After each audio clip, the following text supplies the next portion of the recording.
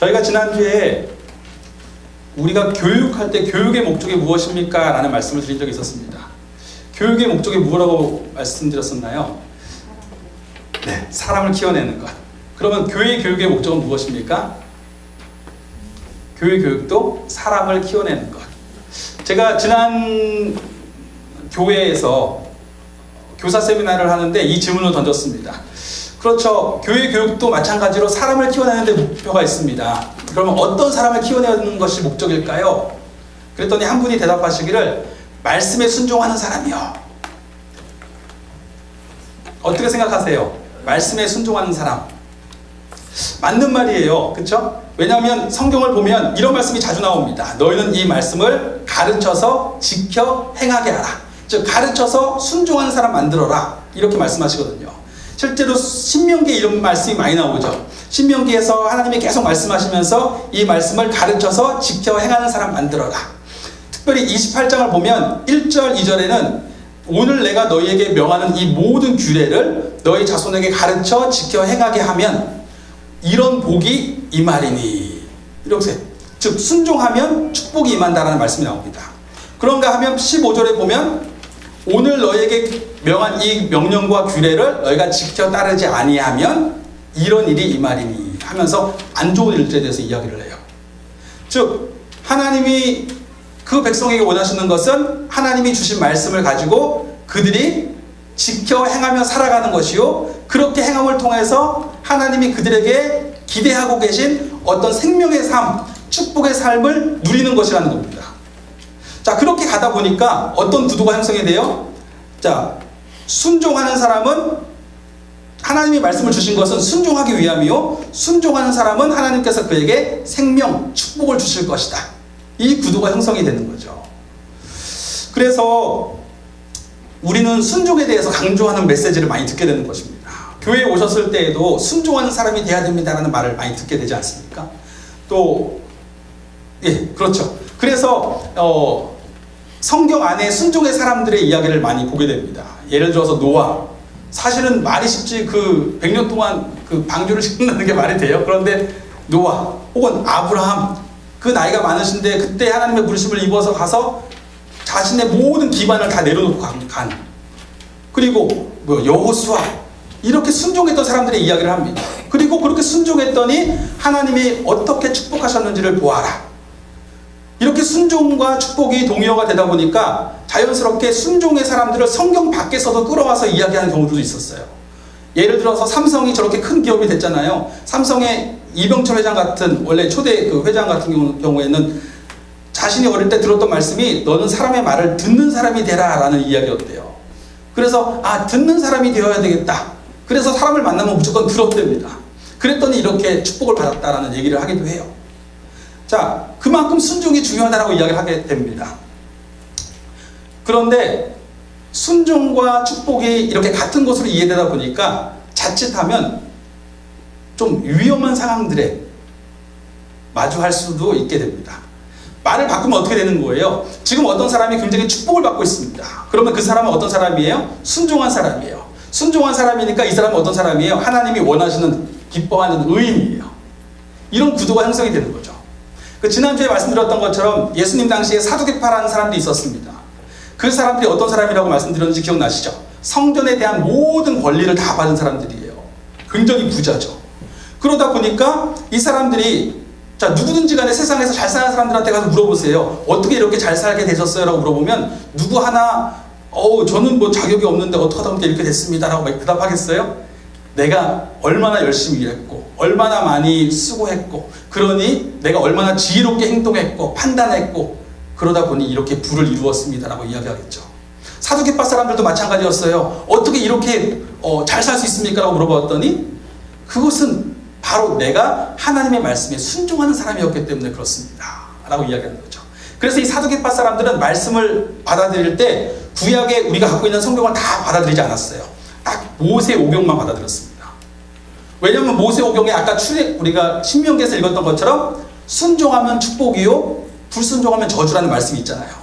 즉 말을 바꾸면 지금 사두개파 사람들이 부유한 것은 그들은 순종하는 사람이었기 때문에 그렇다는 것이고, 그렇기 때문에 그렇게 설명을 했던 거죠. 그런가 하면 동서고금을 막론하고 모든 부모들의 소망은 무엇이겠어요? 내 자녀가 잘 양육되어지는 것. 그러다 보니까 자녀 양육 세미나를 찾아다니잖아요. 교회에서도 자녀 양육 세미나를 합니다. 그러면 어떤 분이 강사로 오셨는가 딱 보면 양력에 이런 게 많이 나와요. 자녀가 몇 명인데 그 몇 명이 어때요? 국내에서 어떤 대학을 나오고 미국의 예일대 나오고 하버드 나오고 현재 직업을 뭐뭐뭐 갖고 있고, 그런데 이분이 이렇게까지 자녀를 잘 양육시킬 때 그 부모가 신앙적으로 말씀을 잘 양육했다. 이렇게 딱 나오는 거예요. 그 사회적으로 인정될 만한 고학력에 굉장히 좋은 직업을 갖고 있으면 그것은 자칫하면 어떻게 이해되냐면 그 부모가 신앙적으로 양육한 결과, 이런 식의 구조도 형성이 되어버리는 거죠. 그래서 순종이 축복을 가져오는 것은 맞지만 그 축복이라는 게 당장의 어떤 물질적인 축복, 사회적인 축복, 이 부분과 동일시 되어버리면 지금 그것을 누리고 있는 사람들은 다 순종한 사람들이 되어버리는 거고, 지금 현재 곤고한 사람들은 무언가 잘못한 사람들이 되는 거예요. 실제로 그런 구도가 가능해진 거예요. 예수님 당시에 바리새파 사람들이 요한복음 9장에 보면 예수님께 찾아왔어요. 그래서 나면서부터 맹인된 사람을 데리고 옵니다. 그리고 물어보죠. 예수님, 이 사람은 지금 맹인이 되었습니다. 이 사람의 죄입니까? 부모의 죄입니까? 자, 거기에는 전제가 있어요. 이 사람의 죄이든 부모의 죄이든 이 사람은 죄인이에요. 그렇죠? 왜요? 지금 맹인이니까. 지금 이 사람에게 안 좋은 일이 벌어졌다는 것은 이 사람이 죄를 지었기 때문이다. 이렇게 구도가 되어버리는 거죠. 그런데 예수님은 뭐라고 말씀하시냐면 이 사람의 죄도 아니고 부모의 죄도 아니고 하나님의 영광을 위한 것이다 라고 말씀하십니다. 구약도 마찬가지예요. 구약에 보면 우리가 좋아하는 시편이 있죠. 시편이 150편이나 되는데 그 시편을 가지고 구분을 해요. 어떤 거는 메시아시, 어떤 시는 대관시라고도 하고, 어떤 시는 신정시라고도 이야기하고, 어떤 시는 애탄시라고 이야기합니다. 그런데 이 애탄시라고 하는 게 시편의 대부분이에요. 애탄이 뭐예요? 슬퍼하고 탄식하는 거예요. 슬퍼하고 탄식합니다.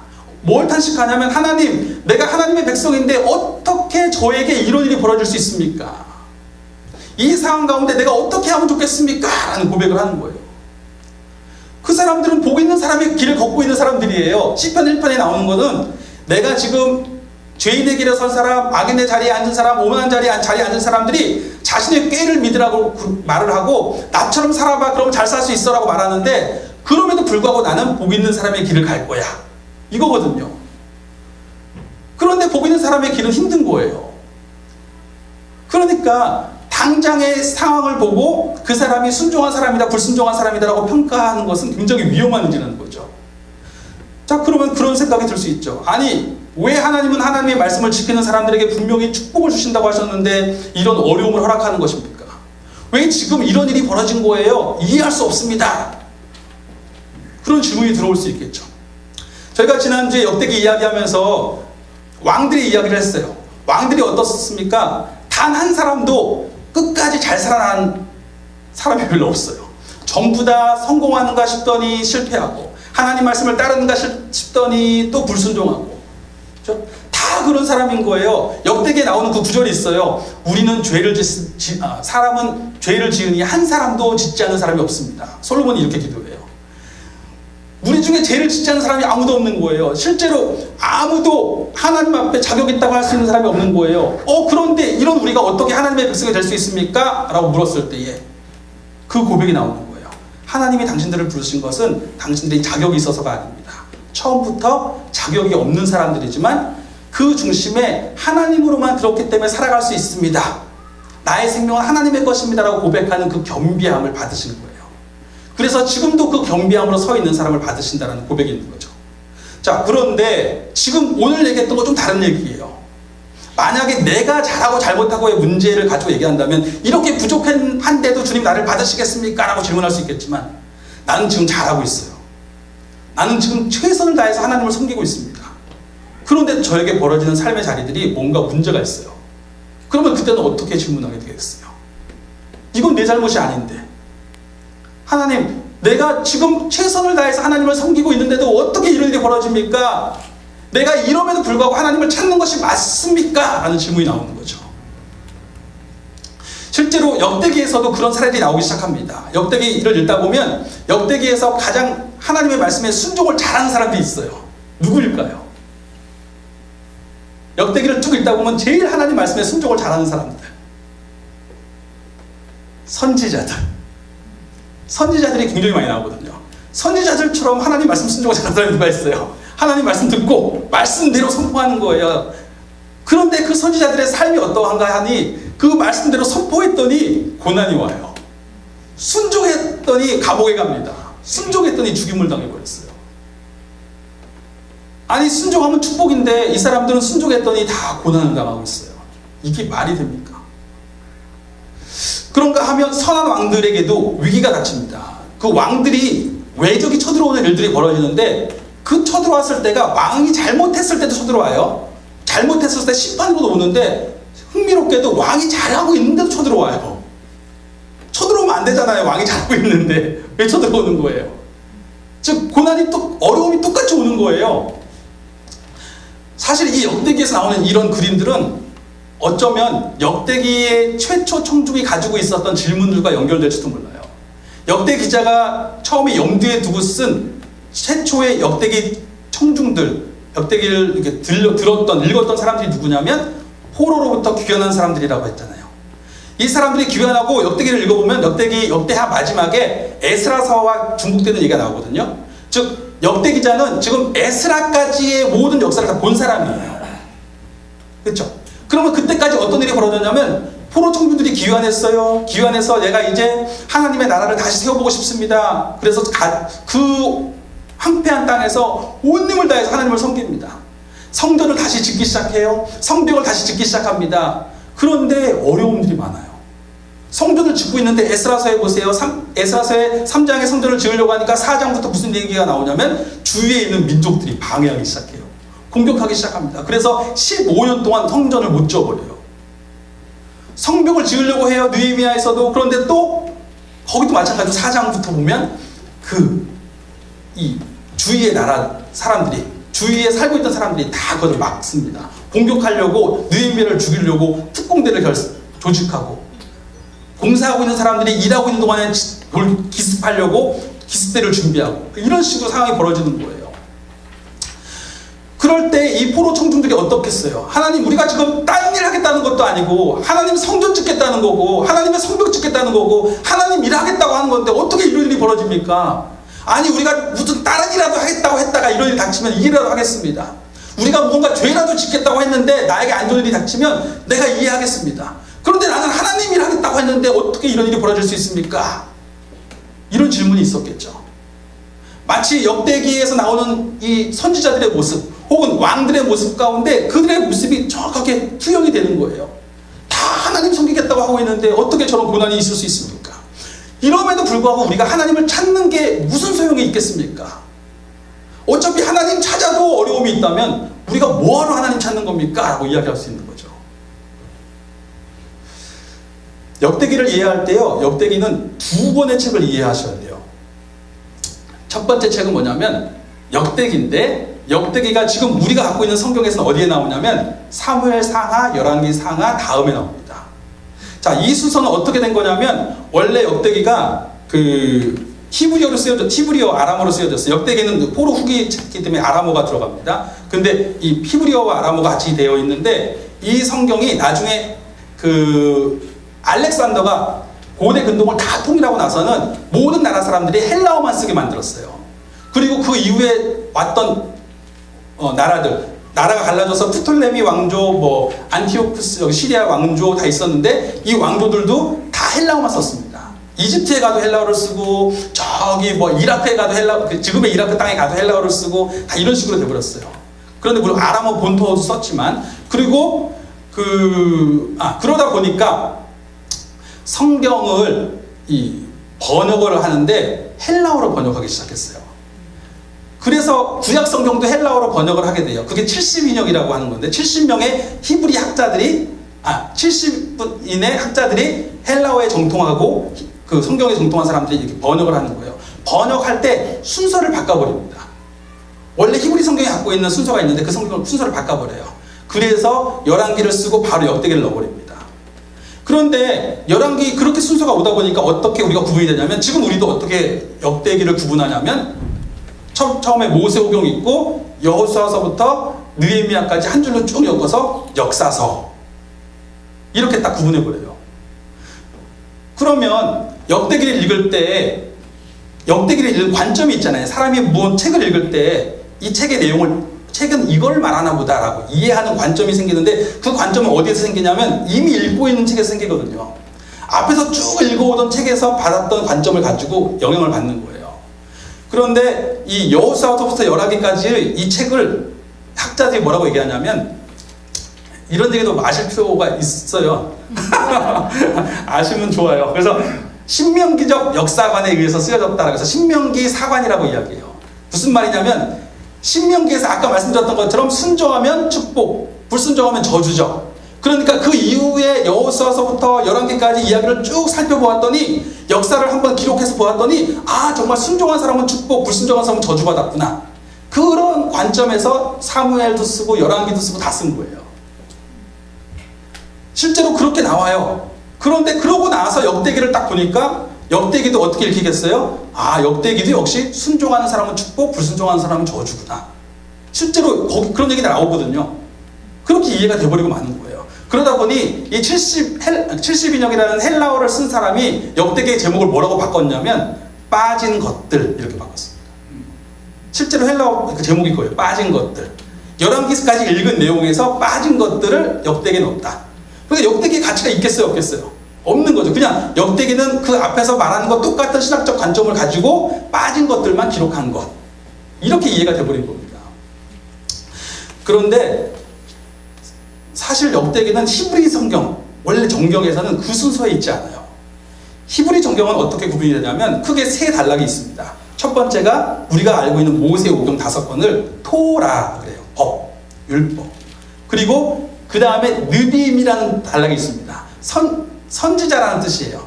그러니까 나비를 선지자라고 하거든요. 그 느비임 하면 선지자들. 그래서 이 선지자들 안에는 또 반이 나누어지는데, 첫 번째는 전선지서, 두 번째는 후선지서. 전선지서는 여호수아, 사사기, 사무엘, 열왕기, 이 네 권이 전선지서예요. 이게 어떻게 선지서지? 선지서예요. 왜냐하면 선지자적 관점에서 썼기 때문에. 선지자가 썼고, 선지자적인 관점에서, 선지자적인 관점이 무엇이냐면, 선지자는 어떤 사람이에요? 선지자가 예언을 한다고 했을 때 그 예언이라는 것은 하나님이 이미 하신 말씀을 가지고 현재 우리들의 삶을 진단하는 거예요. 그러므로 이렇게 해야 됩니다 라고 이야기하는 겁니다. 그게 선지자의 관점이에요.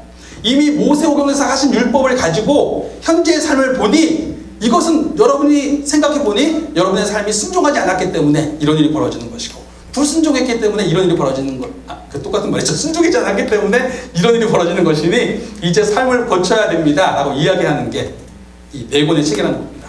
그리고 나서 후선지서는 우리가 알고 있는 선지서들, 소선지서들 12권이라든지 이사야라든지 이런 책들이 쭉 나오는 거예요. 자, 그리고 마지막 섹션이 있어요. 이 섹션에 보면 케투빔이라고 해가지고 글들이란 뜻이에요. 글이에요. 글. 그래서 성문서라고도 이야기하는데, 이 책에 보면 우리가 알고 있는 시편, 잠언, 전도서, 욥기, 아가 이런 책들 쭉 나오다가 마지막에 나오는 책이 역대기예요. 전혀 다른 섹션에 있고, 그렇죠? 열왕기 읽고 나서 한참을 지나서 전혀 다른 sek션에 있고, 그 다음에 그 섹션에 있는 다른 책들을 보니까 전혀 의외로 시편, 잠언, 욥기 이런 책들이 들어가 있는 거예요. 실제로 역대기에 보면 찬양이 긴 찬양들이 많이 들어가요. 다윗의 노래라는 그 찬양들이 많이 들어가는데 시편에 나온 내용과 중복됩니다. 다 중복돼요. 즉 시편에 나오는 내용들이 다 들어가 있어요. 그러면 역대기를 이 케투빔만에서 이해해야 되겠구나라는 생각이 드는 거예요.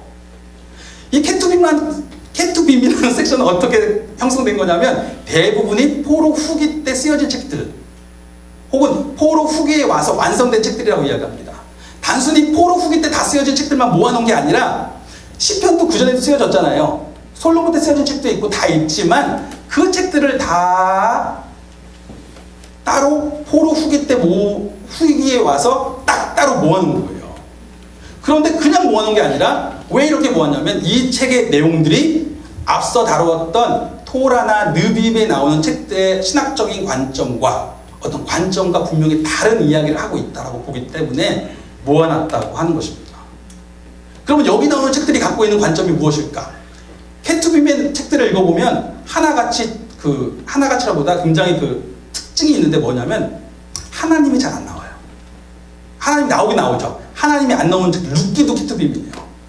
에스더도 케투빔이에요. 하나님을 직접적으로 언급하지 않은 책들도 있고요. 그 다음에 또 하나는 뭐냐면 그러니까 하나님이 직접적으로 언급되지 않는다는 건 무슨 말이에요? 하나님이 침묵하시는 거예요. 시편 케투빔이에요. 하나님이 침묵하세요. 욥기 케투빔이에요. 하나님이 말씀하지 않으세요. 하나님이 오히려 외면하시는 거예요. 욥기를 보세요. 이상하잖아요. 하나님이 욥한테 왜 고난을 주셨어요? 자랑하려고. 욥이 너무 마음에 드시는 거예요. 욥 같은 의인이 없는 거예요. 욥처럼 하나님을 찾는 사람이 없는 거예요. 너무 좋으신 거예요. 좋아서 사탄한테 자랑하는 거예요. 이렇게 괜찮은 사람 본 적 있어? 그러니까 사탄이 그러면 제가 한번 시험해볼까요? 그래, 한번 시험해봐. 그러니까 자랑하고 싶어서 시험하라고 한 거예요. 그런데 욥 입장에서는 뭐예요? 하나님이 자랑하고 싶어서 자기는 죽을 고생을 하는 거예요. 나는 정말 왜 뭘 날 자랑하려고 나를 뭘 그렇게 사랑하셔가지고 자꾸 나한테 이렇게 막 고난을 당하는 거예요. 계산 다 뺏었어요. 그런데도 욥이 정말 하나님만 섬기는 걸 보니까 하나님이 끝내주지. 막 이렇게 하니까 사단이 몸을 한번 건드려 볼까요? 그래, 몸도 건드려 봐. 그러니까 어떻게 해요? 그 와중에 하나님은 전혀 개입하지 않으시고 욥은 이유도 모르고 그냥 계속 고통만 받고 있는 거예요. 그러니 친구들이 왔어요. 친구들이 와서 하는 얘기가 뭐냐면 너 고통받는 거 너 분명히 잘못한 거 있는 거다. 아내는 말합니다. 너가 당신이 하나님을 믿는다고 했는데 지금 벌어지는 상황 봐라. 하나님 믿어가지고 이렇게 고통받고 있는데 차라리 하나님을 욕하고 죽어버려라. 그리고 도망가 버려요. 그런데 그 욥이 어떻게 문제가 해결되는지 아세요? 그렇게 그냥 가는 거예요. 계속 가다가 그게 42장까지 있거든요. 욥기가요. 36장까지 계속 고통받고 있다가 37장까지 그러다가 38장에 드디어 하나님이 임재하십니다.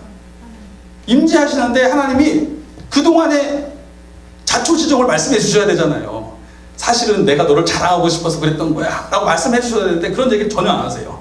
그냥 욥 앞에 나타나셔서 욥아 보아라 그러면서 하나님이 만드신 창조 세계를 보여주십니다. 그리고 또 하나님이 만드신 동물 세계를 보여주세요. 그리고 또 베헤못이라고 하는 우리가 모르는 어떤 동물이에요. 정확히 어떤 모양인지 모르겠는데 베헤못, 또 리오야단 이런 동물들을 막 보여주시는 거예요. 이제 공룡에 대해서 창조과학자들은 그 공룡과 연관시켜서 설명을 하는데 하여간 보여주세요. 보여주고 나시고 나니까 갑자기 욥이 뻥 하고 뚫려요. 왜 뚫렸을까요? 하나님이 살아계시구나. 이게 오니까 그냥 뚫려버렸어요. 그전에도 물론 하나님 믿었죠. 살아계신 걸 믿었겠지만 정말 하나님이 살아계시구나. 이게 뚫리고 나니까 그간의 일들이 그냥 직접적인 대답을 안 하셨는데도 불구하고 그냥 넘어가지는 거예요. 왜요? 하나님이 일하고 계시구나. 하나님이 지금 살아계셔서 창조 세계를 계속 움직이고 계시고 동물 세계를 계속 움직이고 계시는 걸 보는 거예요. 비록 직접적으로 나에 대한 대답은 안 했지만 분명히 하나님이 이 동물 세계에 움직이는 걸 보면서 하나님이 이렇게 일하고 계신다는 게 너무 분명해 보이고 나니까 그렇다면 하나님이 지금도 나에 대해서 벌어지고 있는 일들도 내가 다 이해는 못하지만 분명히 하나님이 더 깊은 뜻이 있으셨겠구나. 하나님이 의도하신 바가 있었겠구나라는 게 딱 이해돼 버리는 거예요. 그리고 나서 욥이 42장에 회개를 하고 하나님이 다시 그의 삶을 회복시키시죠. 역대기도 사실은 비슷하게 고백할 수 있어요. 역대기도 우리가 지난번에 얘기했던 것처럼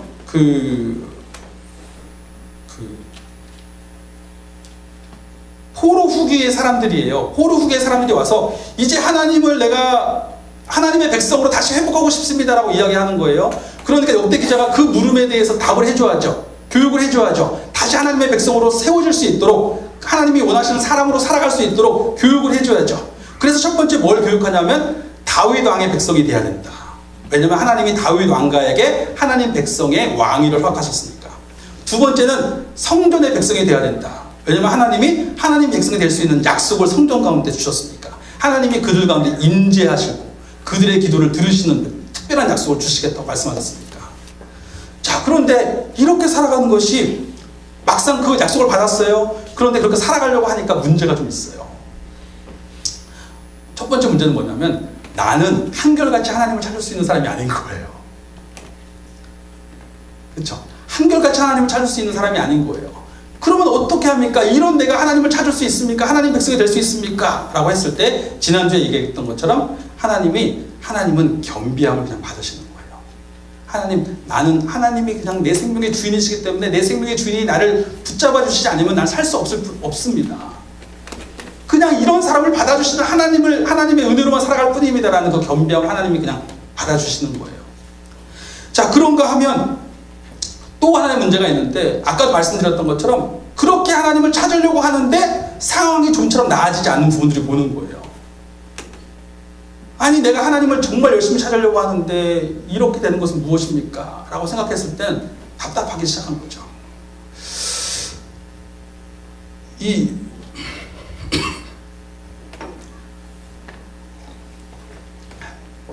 요즘은 작은 기준도 예민한 때라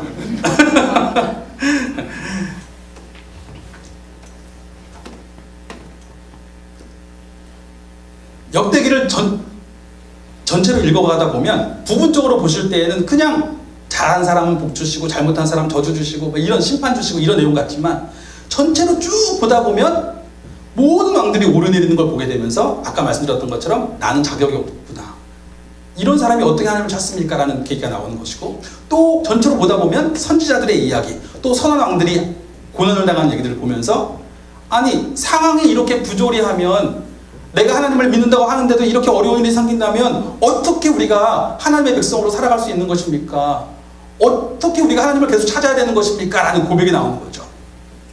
그런데 그때에 역대기자가 발견할 수 있는 전체를 읽다 보면 발견되는 하나의 고백이 있는데 그것이 무엇이냐면 하나님이 살아계신 거예요. 당장 이 순간에는 이해하지 못하겠어요. 이 순간은 이해하지 못하지만 다른 한편으로 분명히 살아계심을 보여주고 계세요. 그렇다면 하나님이 분명히 살아계신다면 지금 일하고 계신 것도 보거든요. 분명히. 그렇다면 지금 내가 벌어진 일들을 다 이해하지 못하지만 하나님이 분명히 뜻하신 바가 있겠구나 라는 것이 오기 시작하는 거죠. 이런 관점들이요, 이런 이 케투빔의 관점들을 사람들이 발견하기 시작하면서 이게 뭘까? 실제로 유대인들도 이런 관점을 보기 시작하면서 왜 하나님은 이런 경험들을, 우리 삶의 경험들이잖아요. 이런 경험들을 왜 하게 하실까? 그런데 하루만 봐도 아침이 있죠, 점심이 있죠, 저녁이 있어요, 밤이 있습니다. 아침은 어떻습니까? 모든 것이 희망차요. 오늘 하루를 한번, 항상 그런 건 아니겠지만 오늘 하루를 다시 한번 살아갈 수 있겠구나. 점심이 되면 모든 것이 명확합니다. 잘 보여요. 저녁이 되면 흐려지기 시작해요. 내가 본 게 맞나? 밤이 되면 아무것도 안 보입니다. 삶의 시간이 그래요. 그렇다면 나의 믿음이라는 것은 이 삶을 다 뚫고 지나가야 되는 거잖아요. 그렇다면 삶이 선명할 때뿐만 아니라 선명하지 않을 때에도 뚫고 지나갈 수 있는 믿음이 되어야 되는 거죠. 어떻게 고백하냐면 즉 우리의 믿음은 끊임없이 검증되어야 되는 믿음입니다 라고 얘기를 해요. 아까 느비임에서 얘기했던 것처럼 모든 것이 선명할 때만 하나님을 믿는 것이 아니라 그러면 그냥 하나님을 섬기면 되는데 그렇죠? 순종만 하면 되는 건데 사실 우리가 순종할 수 있는 사람도 아니고 완벽하게 날마다 넘어지는 사람이고 또 삶의 자리가 부정확할 그러니까 이해하지 못할 때도 많고 이런 때는 어떻게 하나님을 믿게 되는 것인가? 이 질문도 뚫고 지나가는 질문이어야 되는 거예요. 믿음이어야 되는 거예요. 그런데 그 믿음의 대답이 무엇이냐면 하나님이 살아계심을 알기 때문에요. 그 상황까지 뚫고 지나가는 믿음은 뭐냐면 즉 우리의 믿음의 핵심은 무엇이 있냐? 밝을 때뿐만 아니라 어두울 때에도 동일하게 하나님을 찾을 수 있는 우리의 믿음, 그 믿음의 핵심은 무엇이냐면 하나님이 늘 여전히 살아계심을 알기 때문에 그리고 여전히 일하고 계심을 알기 때문에 모든 것이 선명하게 일하심으로 증명될 뿐만 아니라 지금 다 이해하지 못하는 순간에도 여전히 일하고 계심을 믿는 것. 그 믿음이 이 신앙의 가장 핵심에 있다고 이야기하는 것입니다. 그래서 이스라엘이라는 표현을 들어보시고 또 유대인이라는 표현을 들어보셨죠. 왜 이스라엘이라고도 말하고 유대인이라고도 말할까?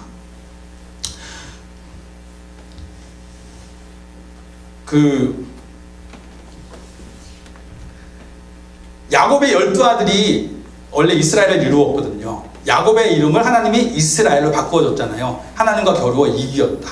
그리고 아들 12명이 있어요. 그 12사람이 12지파의 족장이 되어서 이스라엘이 됩니다. 그런데 나중에 나라가 갈리죠.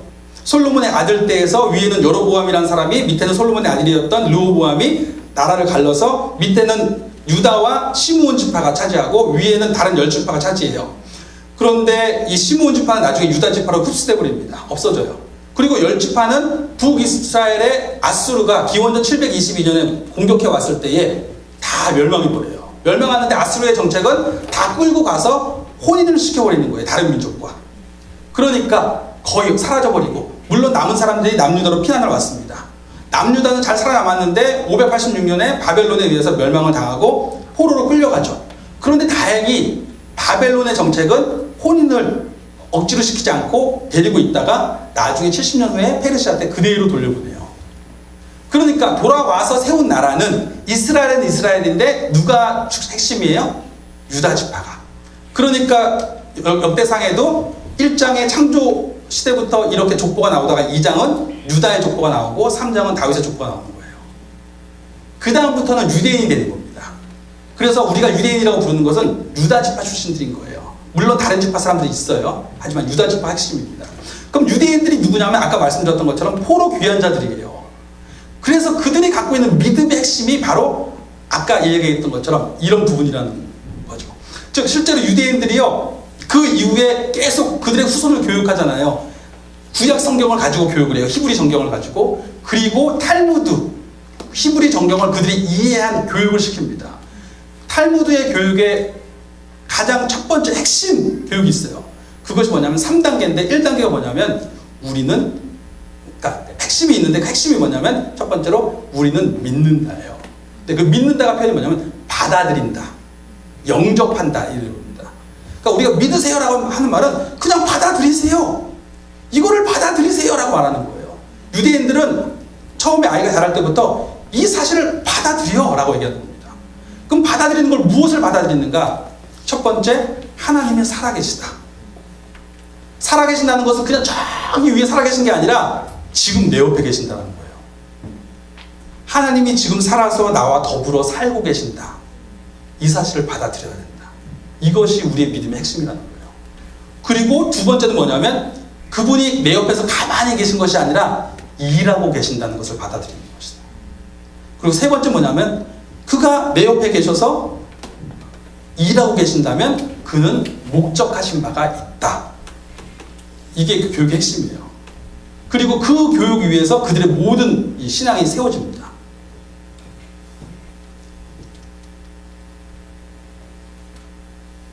역대기는 아까 말씀드렸던 것처럼 그러니까 이런 얘기를 어려웠을지 모르겠지만 들어보면 좋잖아요. 그렇죠? 재밌으시죠? 이 역대기가 케투빔의 책이기도 하지만 히브리 정경 전체로 보았을 때는 히브리 정경 전체의 결론이에요. 마지막 책입니다. 그래서 역대기 기자가 창세기부터 족보를 다루는 거예요. 그리고 에스라까지. 즉 역대기에는 역대기를 쓴 사람을 학자들은 보통 그 서기관 학파로 봅니다. 포로 후기 때 귀환한 서기관 학파로 보는데 그 학파가 이제 귀환한 이 백성을 다시 제대로 교육하려고 교육 체계를 만든 거예요. 만들 때 우리의 역사를 통해서 이들이 정말 봐야 될 하나님 백성, 우리 유대인의 백성, 이들이 갖고 있는 믿음의 핵심이 무엇인지를 어떻게 교육할 것인가, 이 의도를 가지고 만든 책이 역대기라고 보는 거예요. 그래서 이제 나중에 미드라시라고 하는 그 교육이 있는데 역대기에 제가 지난주에 말씀드렸죠. 다라시라고 하는 단어는 이 미드라시라고 하는 단어는 성경 전체에서 역대기에만 나와요. 그런데 말 그대로 교육하는 거예요. 교육의 목적이 있습니다. 이 다라시는 교육하고 연구하는 뜻이거든요. 기본적으로 연구를 하는 거예요. 그런데 그 연구하고 교육하는 핵심이 뭐냐면 이 핵심, 우리가 갖게 된 구약 전체를 보면서 하나님 백성은 무엇으로 사는가라는 이 질문에 우리가 온전히 대답하여서 그 대답을 우리 후손들에게 계속 가르치고 우리가 갖고 있는 믿음의 핵심이 무엇인지를 알게 하겠다. 거기에 초점이 있습니다.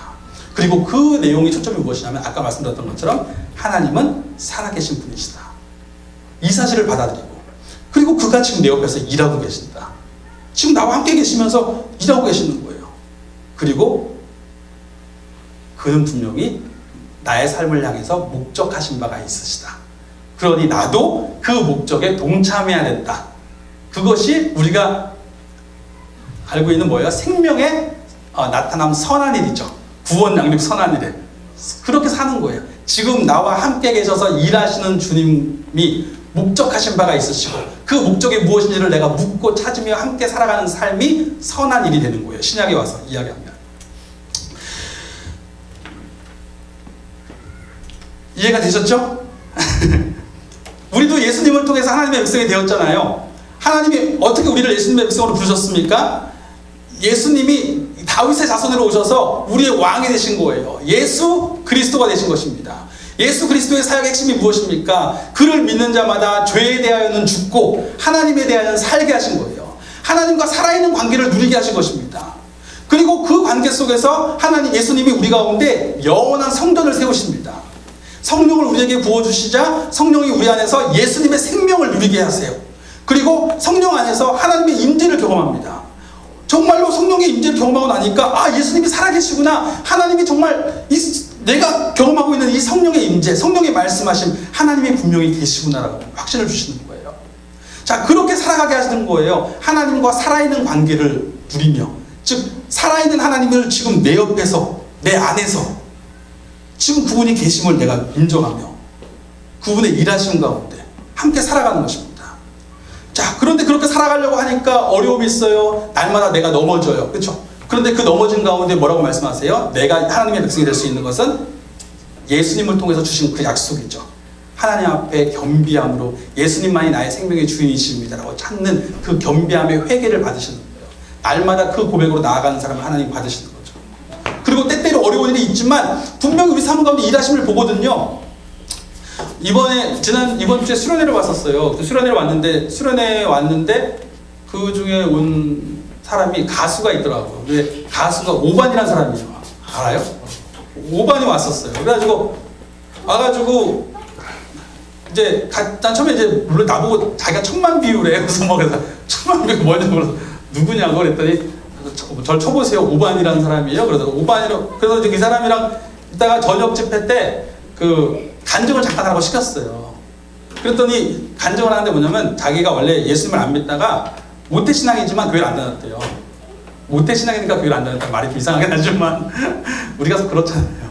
그런데 작년에 1년 전에 이제 좋아하는 여자친구가 있었고 그때 여자친구 때문에 교회를 나가게 됐고 다시 나갔는데 다들 막 은혜 받고 있는데 자기만 정말 너무 막 지루하고 재미없고 막 그랬대요. 그러다가 정말 기도를 하다가 오늘은 결단을 봐야 되겠다. 내가 이렇게 시간 낭비할 수 없다라고 생각이 들어서 기도했대요.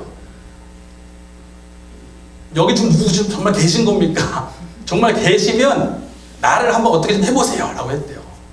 그런데 그 순간 갑자기 눈물이 팍 쏟아지기 시작하면서 막 정신없이 눈물이 나더라는 거예요. 그러다가 갑자기 자기 입에서 말이 튀어나오는데 뭐라고 얘기하냐면 내가 너와 함께하지 않은 적이 한 번도 없다.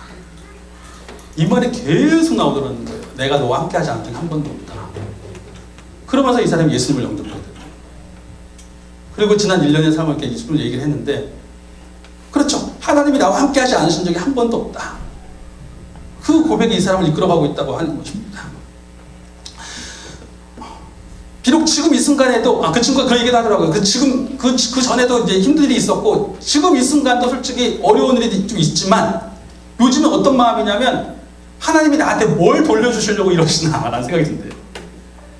분명히 내가 살아계심을 보았고 경험했고 일하고 계심을 보았으니 지금 이 순간은 다 이해할 수 없지만 하나님은 지금 나한테 뭘 돌려주시려고 또 이렇게 하세요 라는 그런 기쁨이 생기더라는 거예요. 그래서 이 시간을 지금 견디고 있다고 이야기하더라고요.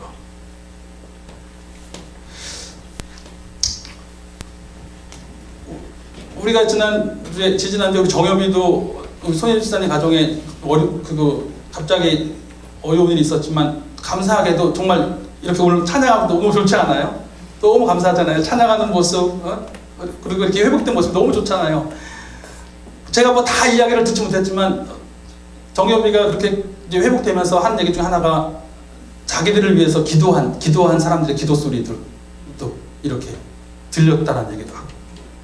그러니까 무슨 말이, 하나님의 일하심을 분명히 보고, 우리 분명히 어려운 일도 있지만 하나님도 일하신 것도 보잖아요. 그렇다면 하나님이 지금 다 이해하지 못하지만 분명히 일하고 계심을 내가 믿게 되는 거죠.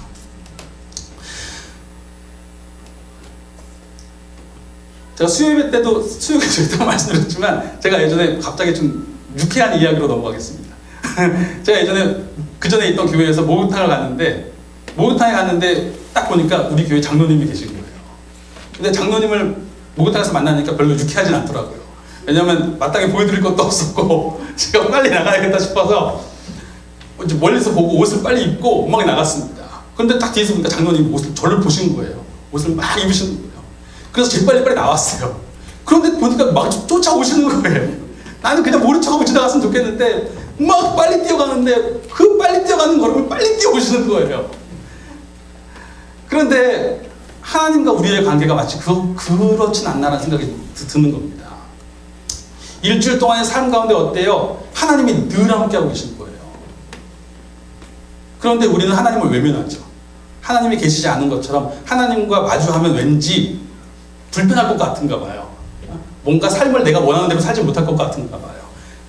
그러고 막 일주일 동안 열심히 살다가 주일날 교회 오면 하나님 여기 계셨군요. 일주일 동안 얼마나 그리웠는데. 혹시 이러는 것이 우리의 모습은 아닌가 생각해 보는 것입니다. 그런데 분명히 말하는 것은 하나님이 당신과 우리와 함께하지 않으신 적이 한 번도 없으시다. 감사하게도 어젯밤에 꿈을 꿨어요. 근데 꿈에서 어떤 안 좋은 일을 하게 되는 순간이 있었어요. 꿈에서. 그런데 감사하게 처음에 제가 이렇게 얘기하는 거예요. 꿈에서. 내일 주일이니까 이러면 안 돼. 그런데 갑자기 제가 또 이러는 거예요. 내일 주일이 문제가 아니라 지금 예수님이 너와 함께 하시니까 그러면 안 되는 거야. 그래서 꿈을 꾸고 나서 너무 감사한 거예요. 그렇지. 예수님이 지금 나와 함께 하시니까, 내일 주일이라서 오늘 교회에 왔기 때문에 이러면 안 되는 게 아니라 지금 예수님이 나와 함께 하시고 계시기 때문에 내가 이렇게 살면 안 되는 것이구나. 분명히 하나님이 나와 좀 함께하고 계시고 일하고 계십니다. 다 이해하지 못해도 그 상황 가운데 분명히 목적하신 바가 있다는 것을 믿습니다. 하나만 더 얘기하면, 예전에 샘물교회 얘기했었잖아요. 샘물교회 사건 아시죠? 샘물교회에서 아프가니스탄에 갔다가 사실 그때 그 일에 대해서 여러 가지 비난 여론도 있었고 막 그랬지만, 사실 그들 나름대로는 정말 자기의 시간을 포기해서 가서 의료봉사를 한 거예요. 그리고 의료봉사하는 가운데 그런 일이 벌어진 거죠. 사실 가지 말라는데 왜 가? 라고 이야기한다면, 예전에도 한번 말씀드렸던 것처럼 옛날에 우리나라가 그런 나라였어요. 가면 안 되는 나라였습니다. 오면 죽이는 나라였어요. 그런데도 와서 복음을 전했기 때문에 우리가 지금 이렇게 예수님을 알게 된 거거든요. 그 당시에 간 사람들도 정말 그렇게 간 거예요. 그리고 나서 최근에 선교사들의 이야기를 들어보면 뭐라고 얘기하냐면, 지금 아프가니스탄이 중동 전체에서 개신교율 2위입니다. 지금도 물론 전쟁의 위험들이 있지만 예수님을 믿게 되는 부흥의 2위, 1위가 이란이에요. 그런데 아프가니스탄 사람들이 이렇게 얘기를 한다는 거예요. 그때 당신들이 와서 뿌린 복음의 씨앗이 우리에게 이렇게 자랍니다.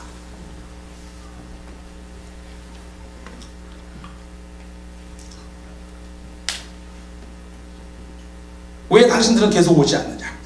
왜 당신들은 계속 우리를 위해서 기도하지 않는가라고 이야기한다는 거예요. 당신들은 지금도 오지 않는가? 당신들은 왜 더 이상 일하지 않는가라는 이야기를 듣게 됐다는 거예요. 하나님이 분명히 일하고 계신 거죠. 역대기의 선지자들도 분명히 이해할 수 없는 순간들이 있었지만, 그렇게 하나님 앞에서 믿음을 지켜 살아갈 수 있었던 이유는 하나님이 살아계시고 분명히 일하심을 보았기 때문에 그런 것입니다. 하나님의 백성은 믿음으로 삽니다. 이것이 역대기 전체를 마무리하면서, 또 구약 전체를 마무리하면서 우리의 믿음의 선배들이 가르치고 싶었던 내용의 핵심이에요. 하나님의 백성은 믿음으로 사는 것입니다. 기도하겠습니다.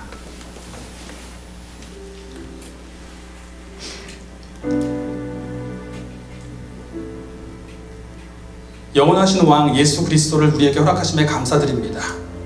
성령 안에서 살아계신 하나님의 임재와 예수님의 생명이 있는 성전 되게 하시니 감사합니다. 이제 이 주님께서 그를 생명의 주로 인정하고 찾는 우리의 겸비함을 받아주신다니 참 감사합니다. 이제 이 주님께서 우리와 늘 함께 해주시니 감사합니다. 단 한순간도 우리와 함께 하지 않으신 적이 없으심을 감사드립니다. 지금도 저희 옆에서 계시면서 저희와 함께 일하고 계시니 감사합니다. 주님, 저희가 이 믿음 가운데 주님과 동역하며 함께 계시는 그 주님과 함께 일하며 살아가게 하여 주시옵소서. 우리 같이 기도하겠습니다.